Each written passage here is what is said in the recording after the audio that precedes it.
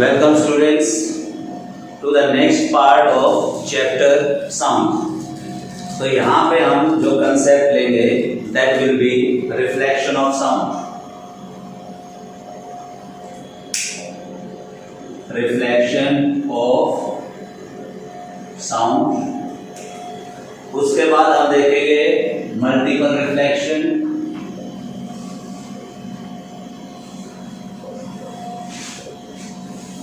Uses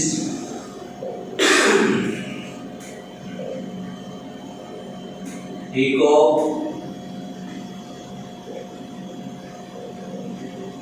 reverberation, sonar, echo ranging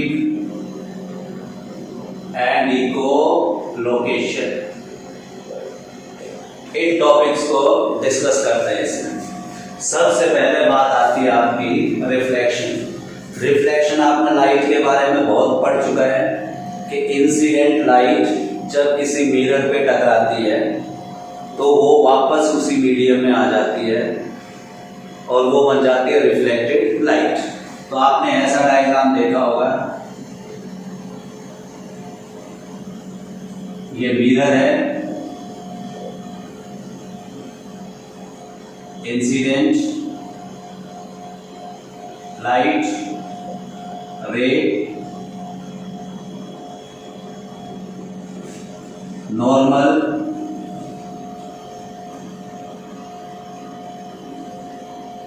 reflected ray. This is angle i and this is angle r. ये light की reflection आपने पढ़ रखी है। बिल्कुल इसी तरीके से होती है रिफ्लेक्शन ऑफ साउंड। तो इसको समझने के लिए फिगर फिर बनाते हैं। अब यहाँ पे मिरर नहीं लिखता, मैं लिखता हूं हार्ड सरफेस। हार्ड सरफेस, क्योंकि सॉफ्ट सरफेस जो होता है दैट इज साउंड एब्जॉर्बर।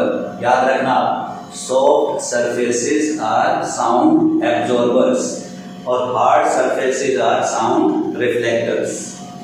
अब क्या करेंगे आगे,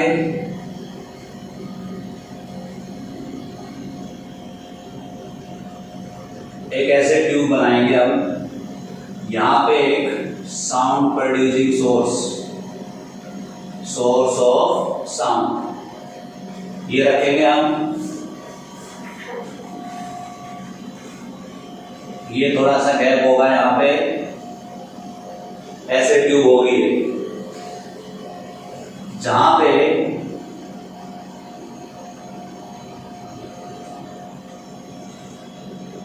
ये साउंड टकराएगा। This will be called point of incidence. और दूसरी तरफ एक और ट्यूब हम प्लेस करेंगे।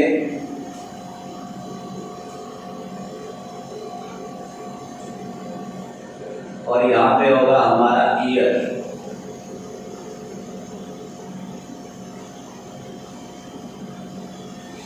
तो अब यहां पे साउंड इस पाइप से ट्रेवल करेगा और इस पाइप से वो आके हमें सुनाई देगा। और बीच में जो आपकी नॉर्मल होती है, इस नॉर्मल पे आप एक ऑब्स्टेकल रखेंगे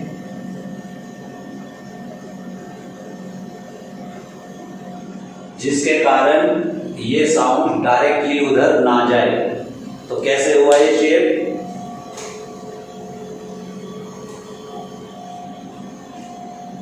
ये आपका इंसिडेंट रे वाला पाइप, ये आपका रिफ्लेक्टेड रे वाला पाइप, और उसके बाद बीच में हाइट होनी चाहिए, हाइट। तो ये बनेगा नॉर्मल, ताकि इधर का साउंड डायरेक्टली उधर ना जाए। तो यहां पे भी वही हुआ, ये आपका इंसिडेंट हो गया साउंड, ये आपका रिफ्लेक्टेड साउंड लिख देते हैं, रिफ्लेक्टेड साउंड। और ये हो गया इंसिडेंट साउंड। ये जो ऑब्स्टेकल थी आपके बीच में, दिस इज नॉर्मल। यहां पे जो एंगल बना, this is angle I and this angle is angle R. तो ये साउंड का रिफ्लेक्शन है, दोनों में कोई डिफरेंस नहीं है, बेसिकली दे आर सेम। यहां पे हमने पढ़े थे लॉज ऑफ रिफ्लेक्शन, क्या क्या थे? Incident ray, reflected ray, normal at point of incidence, lie in same plane, और दूसरा था आपका angle i is equal to angle r. और यही लो रिफ्लेक्शन के they are followed by reflection of sound. तो यहाँ पे रे की जगह हम बोल देते हैं साउंड वेव, तो हम बोलेंगे incident sound wave, reflected sound wave and normal lie in same plane. Second होगा angle of incidence is equal to angle of reflection, तो ये है रिफ्लेक्शन ऑफ साउंड। याद रखेंगे it will be from the hard surfaces. अब इस reflection के कारण क्या क्या हो सकता है?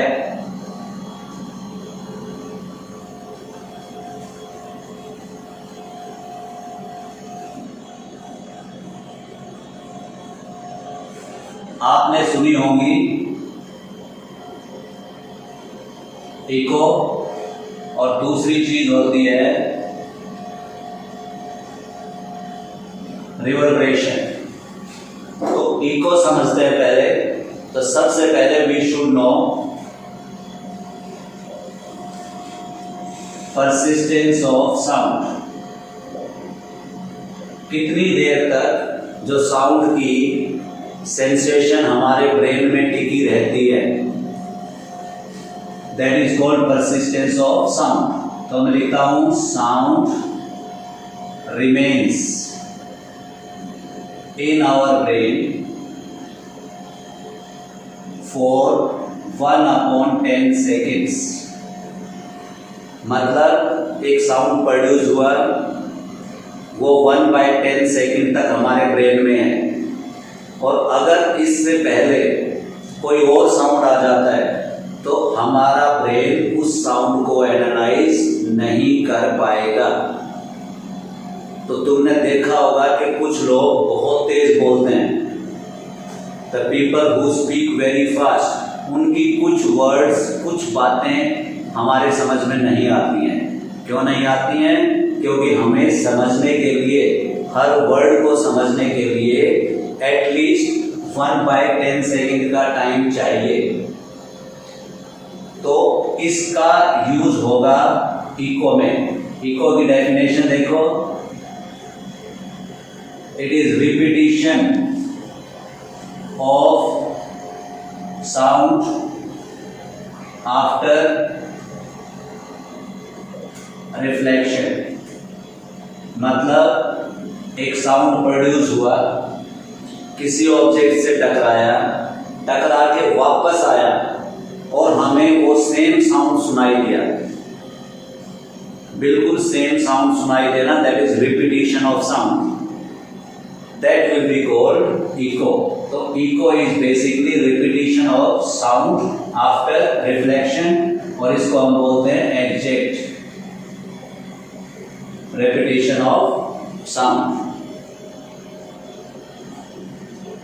अब इसके condition,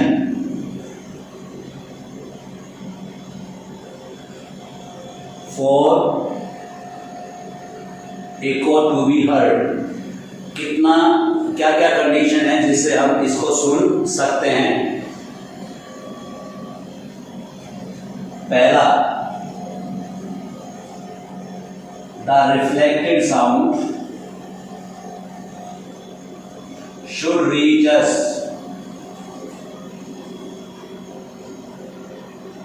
at least after 1/10 seconds। कम से कम 1/10 सेकेंड के बाद आना चाहिए, या कम से कम 1/10 सेकेंड पर, तभी हम इसको सुन पाएंगे। दूसरा, द डिस्टेंस मिनिमम डिस्टेंस लिखते हैं, the minimum distance of obstacle या reflector should be at least 17.2 meters। अब ये डिस्टेंस कैसे निकलता है पहले ये समझो। यहां पे ऑब्जर्वर है, लिसनर बोल सकते हो साउंड के केस में, और यही क्या करता है, प्रोड्यूस साउंड। तो यहां से जो साउंड प्रोड्यूस हुआ इसका, ये ट्रेवल किया, ये है ऑब्स्टेकल। इस ऑब्स्टेकल से टकरा के इस साउंड को वापस यहां पे आना है, तो जाने का यहां से लेके यहां तक लेटिट्यूड डिस्टेंस d, आने का भी कितना डिस्टेंस होगा, दैट विल बी d। तो इस आने जाने में time taken should be at least 1/10 seconds. तो हमें डिस्टेंस निकालना है और टाइम पता है, तो हमें एक चीज और चाहिए, स्पीड। तो यहां पे मैं लिख देता हूं, स्पीड ऑफ साउंड हम लेंगे 344 metre per second eight 20 degree Celsius, या रूम टेम्परेचर कर देते हैं सिंपल, एट रूम टेम्परेचर। तो रूम टेम्परेचर पे इट्स स्पीड इज 344। अब हमें निकालना है डी। तो यहां से ध्यान से देखो, साउंड को ट्रेवल करना पड़ा है डबल डिस्टेंस इस स्पीड से, and time taken is 1/10 second. तो कैसे करें अब आगे, speed is equal to distance upon time, ये हमें पता है। डिस्टेंस कितना बन गया, ट्वाइस डी, आना जाना, और टाइम कितना है, 1/10 सेकेंड है, इसको हम 0.1 सेकेंड कर देते हैं, 0.1 सेकेंड। और स्पीड कितनी है हमारी, 344। तो ये बन गया ऐसे, क्रॉस मल्टीप्लाई किया, 2d इज 344 इंटू 0.1। इसको आप सॉल्व करते हो तो मिलता है आपको 34.4। तो d निकालने के लिए इट इज 34.4 अपॉन 2, और ये हो गया तुम्हारा 17.2 मीटर्स। सो ये है आपका मिनिमम डिस्टेंस। और इस तरीके से आप निकाल सकते हो कि कितने दूर रिफ्लेक्टिंग सरफेस है। जैसे कई बार क्वेश्चन आता है,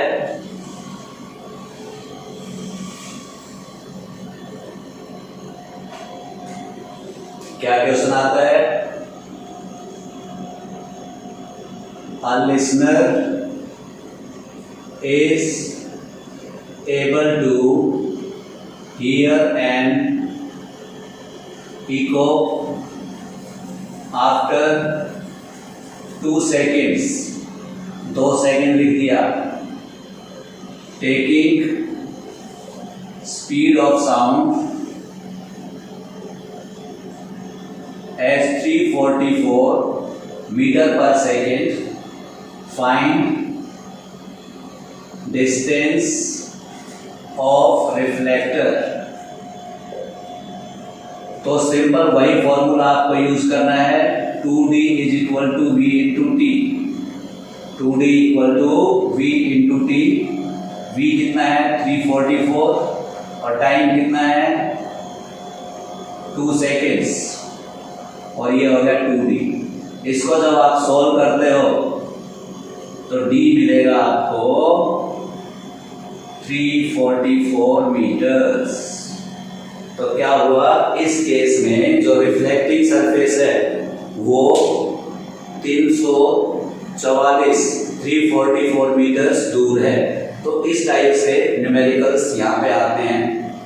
उसके बाद जो थर्ड कंडीशन है, अब मैं इसको यहां से रब कर रहा हूं। We were talking about conditions so that we are able to hear the echo। तो दो कंडीशन हमने यहां पे लिख दिए हैं। थर्ड देखो, the wavelength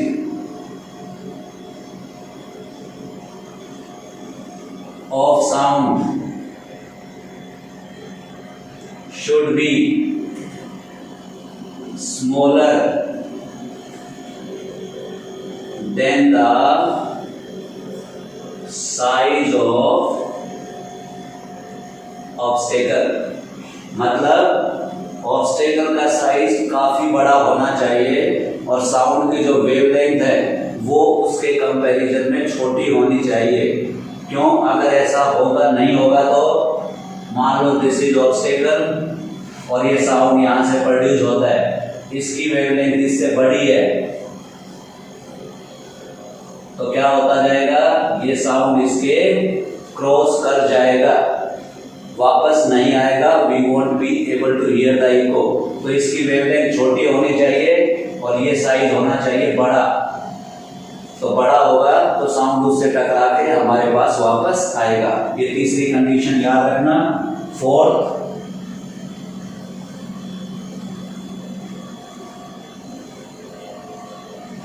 then the size of obstacle। Fourth सुनो, the sound should be loud enough, मतलब should be having enough energy so that it can come back। मतलब इतनी एनर्जी होनी चाहिए ताकि वो वहां तक पहुंच के वापस भी आ जाए। अगर एनर्जी कम होगी, लाउडनेस कम होगी तो वो जाके वापस नहीं आ पाएगा। So this is about echo. और ऐसा ही यूज करेंगे हम किसमें, echo ranging and echolocation, जहां पे वर्किंग होगी किसकी, सोनार की। अब आती है मल्टीपल रिफ्लेक्शन पे। अगर साउंड बार बार रिफ्लेक्ट होता है फ्रॉम डिफरेंट surfaces, तो that will be called multiple reflection।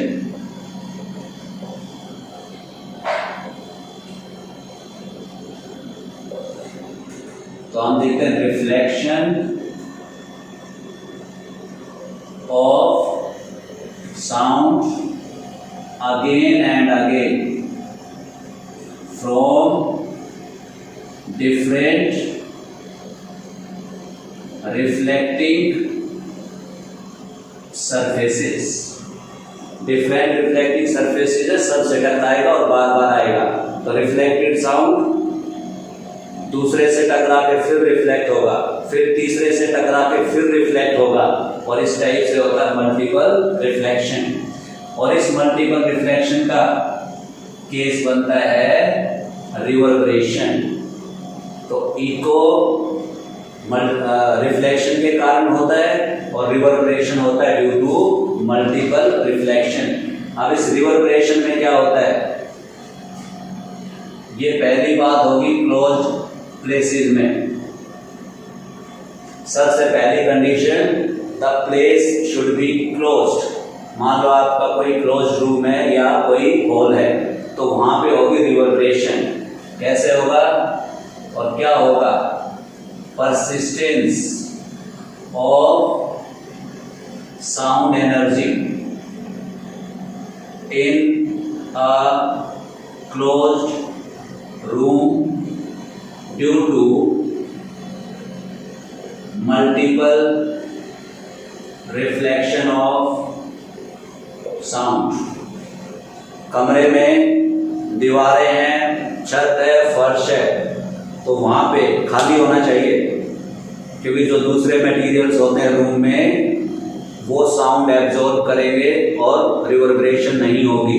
तो रिवर्बरेशन सुनने के लिए खाली रूम चाहिए आपको। आप साउंड प्रोड्यूस करोगे और उसमें आपको ऐसा लगेगा कि साउंड वहां पे है, but you will not be able to identify कि क्या है। तो क्लियर नहीं सुनेगा आपको, but you will sense the presence of sound, और इसी को बोलते हैं रिवर्बरेशन। और ये reverberation is undesirable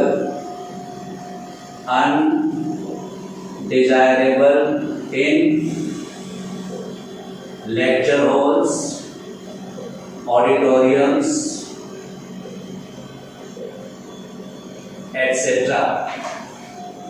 lecture hall होंगे या ऑडिटोरियम होंगे, वहां पे ये नहीं चाहिए। क्योंकि ध्यान दो कि अगर लेक्चर चल रहा है कोई और उस रूम में रिवर्बरेशन है, तो we won't be able to hear properly what is being said. जो बोला जा रहा है वो प्रॉपर नहीं सुनेगा ड्यू टू रिवर्बरेशन। तो इनसे बचने के लिए क्या करना है? To avoid reverberation, soft materials जो मैंने आपको बताया था, they are sound absorbers. Soft materials like curtains, carpets, cushions, और चेयर्स में लगा दो तो बड़ी अच्छी बात है, गद्दी वाली चेयर्स। और साउंड बोर्ड्स बोलते हैं उनको, फॉल्स रूफिंग लिख देते हैं, फॉल्स रूफिंग। ये करनी पड़ती है किसी भी लेक्चर हॉल में। इस फॉल्स रूफिंग में क्या होता है? सॉफ्ट मटेरियल का जो तुम्हारा पीओपी होता है उससे करते हैं, और उसके ऊपर पोरस छेद करे कुछ बोर्ड्स लगा देते हैं जो साउंड को एब्जॉर्ब करेंगे और मल्टीपल रिफ्लेक्शन नहीं होने देंगे। सो ये रिवर्बरेशन के बारे में है। उसके बाद जो मल्टीपल रिफ्लेक्शन है, इसके यूज और क्या है? रिवर्बरेशन तो हमारे लिए हार्मफुल है, बट ये यूजफुल भी है। यूजेस पे आ जाते हैं इसका।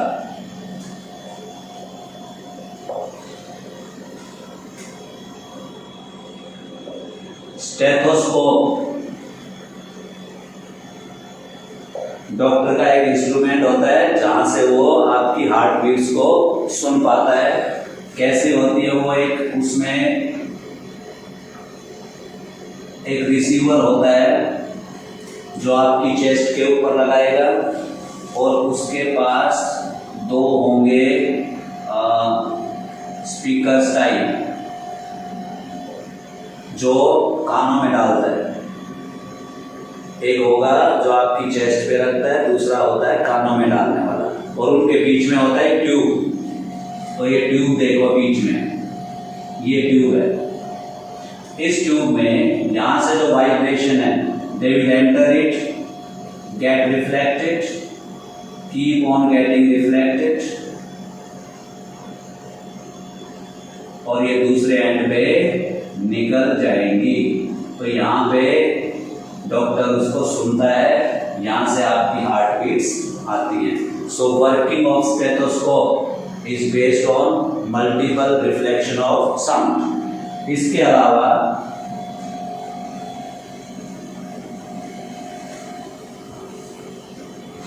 लाउड स्पीकर्स आपने देखे होंगे। लाउड स्पीकर्स की शेप क्या होती है? कॉनिकल।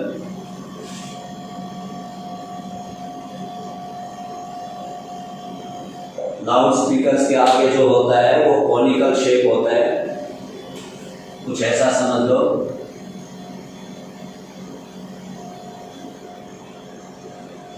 यहां से साउंड एंटर करेगा, ये इसके इस सरफेसेस से टकराएगा, इधर टकराएगा, इधर टकराएगा, और ऐसे इस डायरेक्शन में निकलता जाएगा। तो यहाँ पे भी क्या हो रहा है? Multiple reflection of sound. आपकी जो शहनाई, उसका भी आपने देखा होगा आगे का शेप कैसा होता है, और आपने वो देखा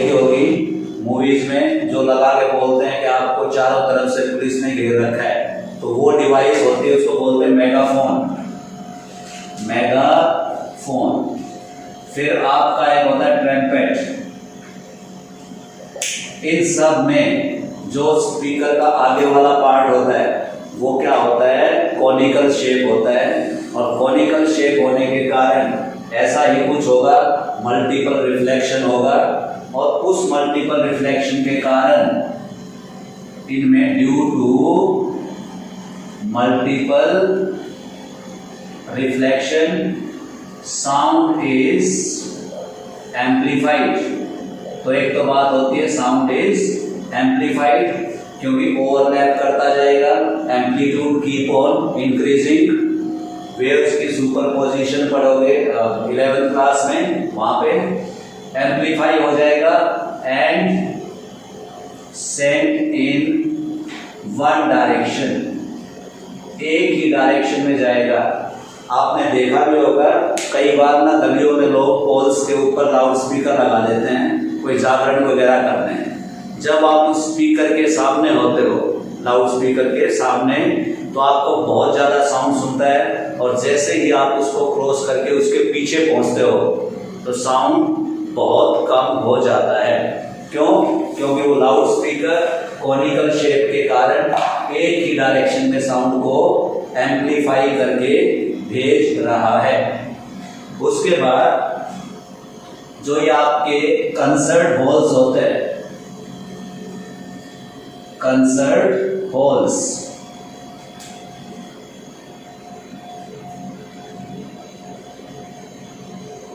इनकी जो रूफ्स होती हैं, roofs are made curve, curve बनाए देते हैं। कैसे? ऐसे जो रूफ होगी वो इस टाइप से होगी भाई। यहां से कोई साउंड ट्रेवल करेगा,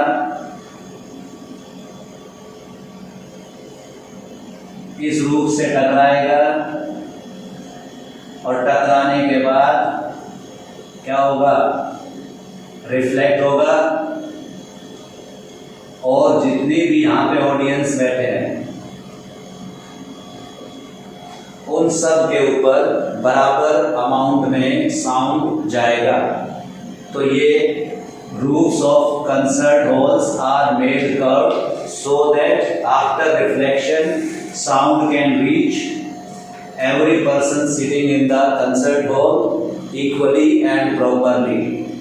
दूसरा होता है sound boards. Sound boards are curved and put behind the speaker. जो लेक्चर दे रहा है स्पीकर, उसके पीछे साउंड बोर्ड ऐसे कर्व शेप में होगा। कौन से शेप है ये? कनकेव। और यहाँ पे इसके फोकस पे जो आदमी होगा जो बोल रहा है, he will speak, तो यहां से साउंड पहले इससे टकराएगा एंड उसके बाद we will get parallel waves of sound। तो ये साउंड अब सब तक, जो हॉल में सबसे पीछे बैठा होगा वहां तक भी पहुंच जाएगा। अगर ये साउंड बोर्ड ना हो, ये आदमी बोलेगा तो आगे वाले सुनेंगे, पीछे वालों को समझ में नहीं आता क्या बोलता है। तो ये जो साउंड बोर्ड लगाने के बाद everyone is able to listen properly। तो यहाँ पे भी आपने क्या देखा, it is reflection of sound। ये भी क्या है? रिफ्लेक्शन। और कई बार देखो ऐसे होता है, तो reflection and multiple reflection of sound they are useful also. इसका एक और आपने सुना होगा एप्लीकेशन, रोलिंग ऑफ थंडर। बादल गरजते हैं, हम बोलते हैं थंडर है, बट उसकी आवाज हमें बार बार सुनती रहती है। That is called rolling of thunder. अब वो रोलिंग ऑफ थंडर होता कैसे है? बादलों से आवाज निकली, बिजली चमकने के कारण, ढेर सारे बादल भी हैं वहां पे। उसके बाद जब वो नीचे आती है तो बिल्डिंग्स भी हैं, तो बिल्डिंग्स और बादलों से रिफ्लेक्ट होके तो they behave as multiple surfaces, तो बार बार हमें उसकी क्या सुनती है, इको सुनती है, and that result in rolling of thunder.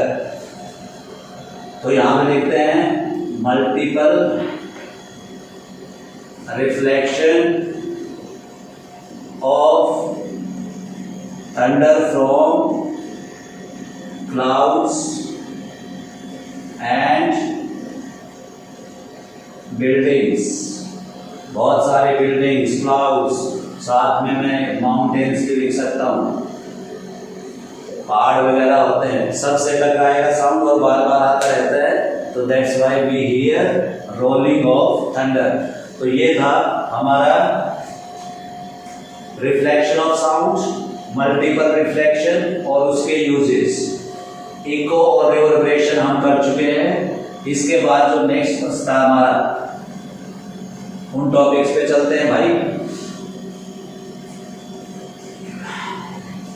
इनको हटा देते हैं, जो हो चुका इनको हटा दिया। अब आते हैं सोनार पे।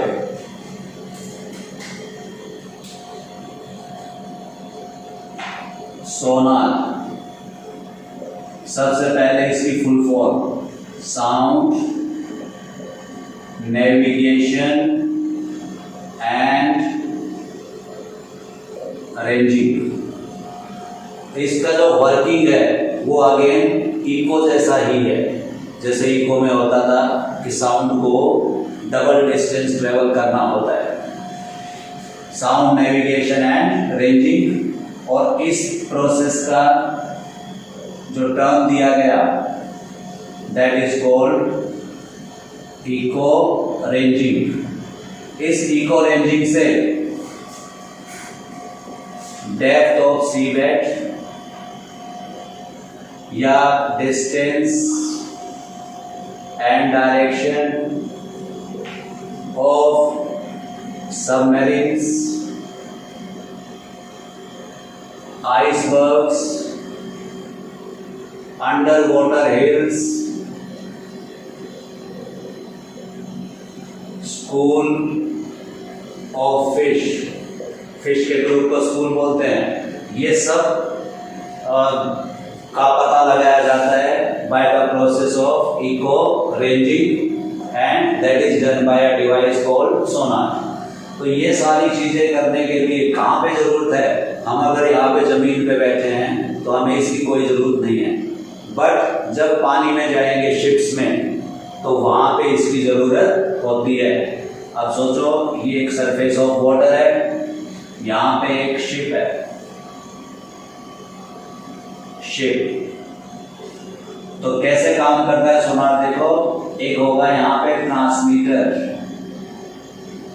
ट्रांसमीटर और एक होगा रिसीवर या डिटेक्टर। ट्रांसमीटर क्या करेगा, साउंड को नीचे की तरफ भेजेगा, साउंड टकरा के वापस आएगा,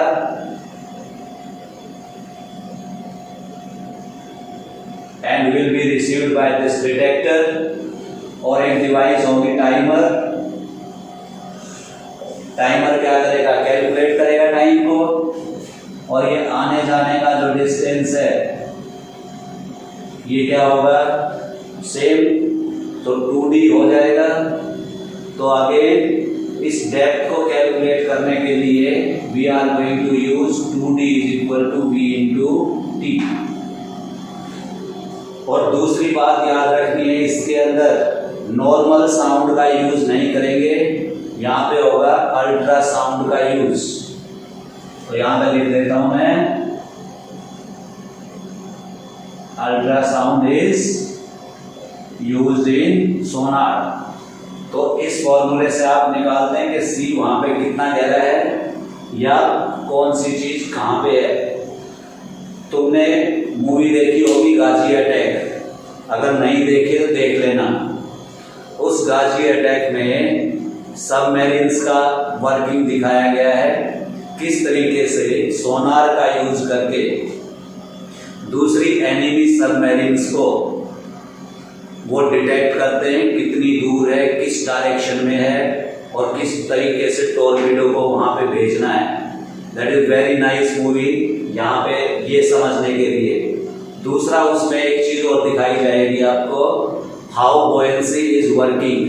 सबमरीन को कैसे पानी में नीचे लेके जाया जाता है और कैसे वो पानी से ऊपर आती है, तो सारी वर्किंग देख सकते हो आप उसमें। बड़ी अच्छी मूवी है गाजी अटैक, देख लेना उसको आप, तो ये सोनार की वर्किंग भी समझ में आ जाएगी। उसके बाद हम बात करते हैं इको लोकेशन की। यहाँ पे चीजों को लोकेट करना होता है, कितनी दूर है, और देखने में क्या लगता है वो ऐसा ही है, सोनार वाला ही काम है, बट यहाँ पे इसको बैट यूज करता है। ये कौन यूज करता था?